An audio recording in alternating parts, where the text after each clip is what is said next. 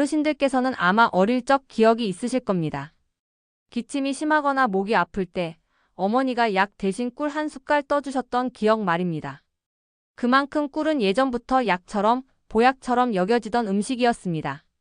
병원 가기 힘들던 시절에도 꿀은 집집마다 귀하게 챙겨두던 식품이었지요. 사실 꿀이 이렇게 오랫동안 사랑받은 데에는 이유가 있습니다.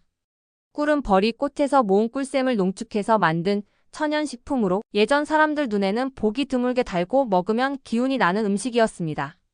몸이 허할 때, 밥을 제대로 못 먹었을 때 꿀 한 숟갈이면 금세 힘이 나는 느낌을 받았다고들 하셨지요. 또 꿀은 목이 따끔거릴 때 먹으면 부드럽게 감싸주는 느낌이 있습니다. 그래서 기침이나 목 통증이 있을 때 자연스럽게 찾게 되었고 겨울철 감기 기운이 있을 때도 꿀물로 몸을 데우곤 했습니다. 이런 경험들이 쌓이면서 꿀은 몸에 좋은 음식, 약 같은 음식이라는 인식이 자연스럽게 자리 잡게 된 겁니다. 예전에는 설탕이 귀하던 시절이라 꿀은 더더욱 특별했습니다. 단맛이 필요할 때 쓸 수 있는 거의 유일한 자연식품이었고 아이부터 어른까지 모두가 소중하게 여겼지요. 그러다 보니 꿀은 단순한 음식이 아니라 정성회복 기운 같은 이미지로 기억되게 된 것입니다. 그래서 지금도 많은 어르신들께서 꿀은 몸에 좋다, 꿀은 약이지 음식이 아니다, 이렇게 생각하시는 경우가 많습니다. 그런데 여기서 한 번쯤은 짚고 넘어가야 할 부분이 있습니다. 예전과 지금은 생활 환경도 달라졌고 우리 몸 상태도 달라졌다는 점입니다. 예전처럼 몸을 많이 쓰던 시절과 달리 지금은 활동량도 줄었고 혈당이나 혈압을 관리해야 하는 분들도 많아졌지요. 그래서 오늘 이 영상에서는 꿀이 왜 좋다고 알려졌는지는 살펴보되 지금 우리 몸에는 어떻게 먹는 게 맞는지 이 부분을 차분하게 풀어보려고 합니다. 꿀은 분명 잘만 먹으면 도움이 될 수 있습니다. 하지만 예전 기억만 믿고 드시다 보면 오히려 몸에 부담이 되는 경우도 있습니다. 그 차이를 오늘 하나씩 쉽게 말씀드리겠습니다. 꿀이 무조건 나쁜 음식은 아닙니다. 오히려 몸 상태와 상황에 맞게 드신다면 분명 도움이 되는 경우도 있습니다. 중요한 건 얼마나, 언제, 어떤 목적으로 드시느냐입니다. 먼저 가장 많이 알려진 경우가 기침과 목 불편함입니다. 목이 칼칼하고 장기침이 계속 날 때 꿀을 소량 먹으면 꿀이 목을 부드럽게 감싸주면서 자극을 줄여주는 역할을 합니다.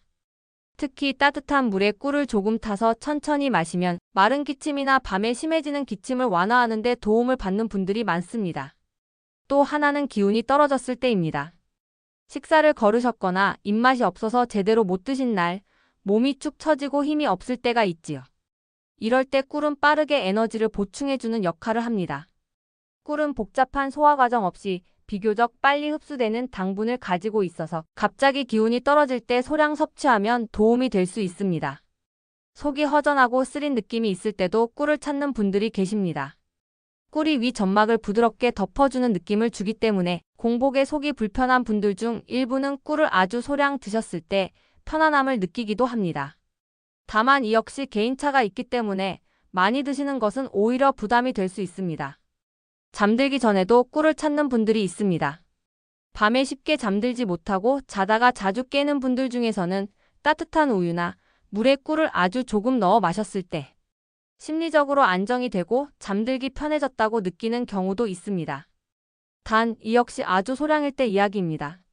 정리해보면 꿀이 도움이 되는 경우는 기침이나 목이 불편할 때, 기운이 갑자기 떨어졌을 때, 식사를 잘 못했을 때의 임시 보충, 잠자기 전 소량 섭취로 안정이 필요할 때, 이런 특정한 상황에서입니다. 문제는 이 다음입니다.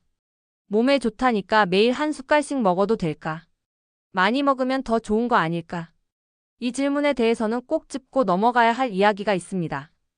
다음에서는 꿀을 많이 먹었을 때 생길 수 있는 문제를 솔직하게 말씀드리겠습니다. 여기서부터가 정말 중요한 이야기입니다. 꿀은 몸에 좋다고 알려져 있지만 많이 먹을수록 더 좋아지는 음식은 아닙니다. 이 부분을 분명히 알고 계셔야 합니다. 우리가 먼저 기억해야 할 점은 꿀의 주성분이 당분이라는 사실입니다. 천연이고 자연에서 왔다고 해도 꿀의 대부분은 포도당과 과당으로 이루어져 있습니다. 즉, 꿀도 결국은 당을 빠르게 올릴 수 있는 음식입니다. 그래서 설탕보다는 낫다라고는 할 수 있어도 당이 아니다라고 생각하시면 곤란합니다. 특히 어르신들께서는 예전보다 활동량이 줄어든 상태이기 때문에 당을 많이 섭취하면 소모되지 못하고 그대로 몸에 부담으로 남는 경우가 많습니다. 매일 꿀을 한 숟갈, 두 숟갈씩 습관처럼 드시다 보면 어느 순간부터 체중이 늘거나 공복 혈당이 올라가는 분들도 실제로 많습니다. 또 한 가지는 혈당의 급격한 변화입니다. 꿀은 흡수가 빠른 편이라 먹고 나면 혈당이 비교적 빠르게 올라갑니다. 그래서 먹을 당시에는 기운이 나는 것처럼 느껴지지만 시간이 지나면 오히려 더 쉽게 피곤해지고 허기가 지는 분들도 계십니다. 이런 상태가 반복되면 몸은 점점 당에 예민해지고 혈당 조절도 어려워질 수 있습니다. 그럼 꿀은 무조건 피해야 하나요? 이렇게 생각하실 수도 있는데 그건 아닙니다. 중요한 건 양과 빈도입니다. 몸이 허할 때, 기침이 심할 때, 정말 필요할 때 소량으로 드시는 것은 괜찮습니다. 하지만 특별한 이유 없이 매일 습관처럼 드시는 건 권하지 않습니다. 특히 살이 잘 찌는 편이신 분, 혈당 수치가 경계선에 있는 분, 밤에 자주 깨거나 속이 더부룩한 분, 이런 경우라면 꿀을 많이 드셨을 때 오히려 불편함이 먼저 나타날 수 있습니다. 정리하면 꿀은 필요할 때 소량이면 도움이 될 수 있지만 매일 꾸준히 많이 먹는 음식은 아닙니다. 이 질문은 어르신들께서 정말 많이 하십니다. 당뇨 있는데 꿀 한 숟갈도 안 되나요? 결론부터 말씀드리면 무조건 안 된다도 아니고 아무 문제 없다는 것도 아닙니다. 당뇨가 있다는 건 이미 우리 몸이 당을 처리하는 능력이 예전 같지 않다는 뜻입니다. 그런 상태에서 꿀처럼 흡수가 빠른 당분을 먹게 되면 혈당이 짧은 시간에 확 올라갈 가능성이 큽니다. 그래서 당뇨가 있으신 분께 꿀을 일상적으로 습관처럼 드시는 것은 분명히 좋지 않습니다.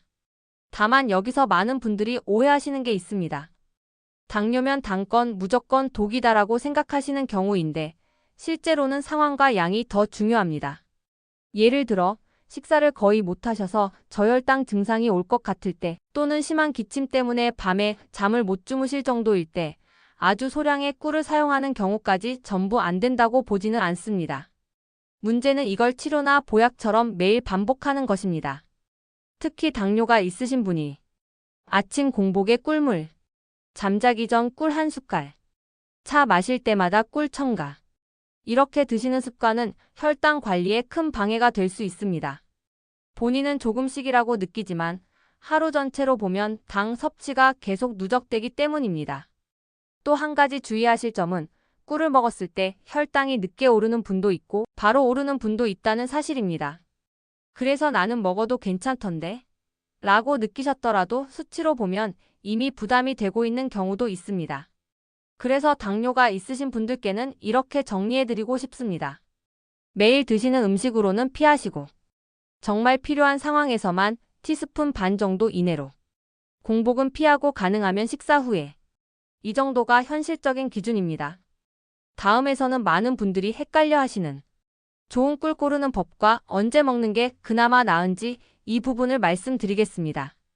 꿀이 몸에 도움이 되려면 어떤 꿀을 고르느냐도 중요하고 언제 먹느냐도 중요합니다. 아무 꿀이나 아무 때나 드시면 앞에서 말씀드린 단점이 더 크게 나타날 수 있습니다.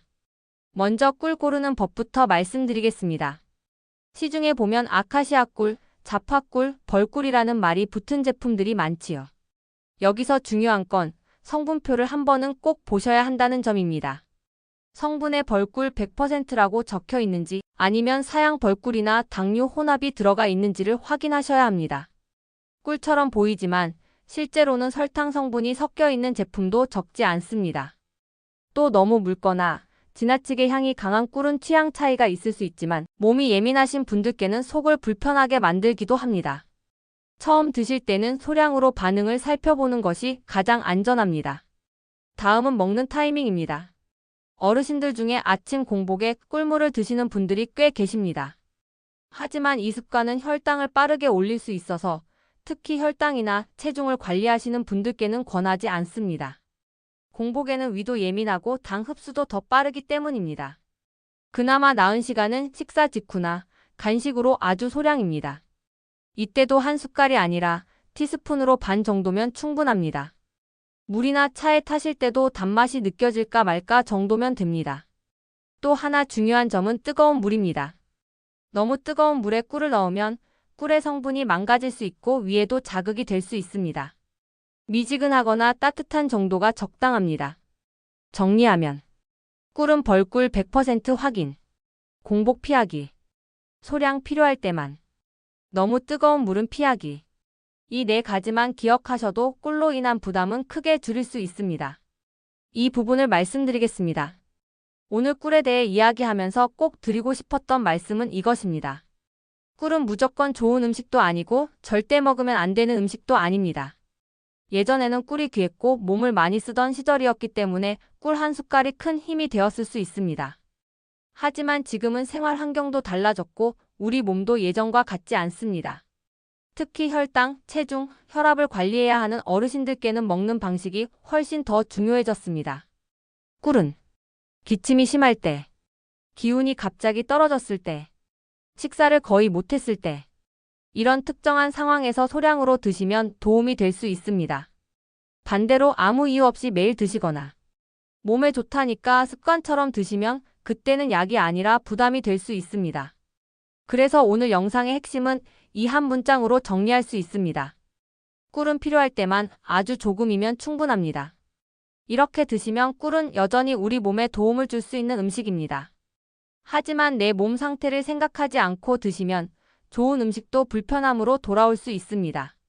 오늘 영상이 그냥 좋다고만 알고 먹던 꿀을 한 번쯤 다시 생각해보는 계기가 되었으면 좋겠습니다.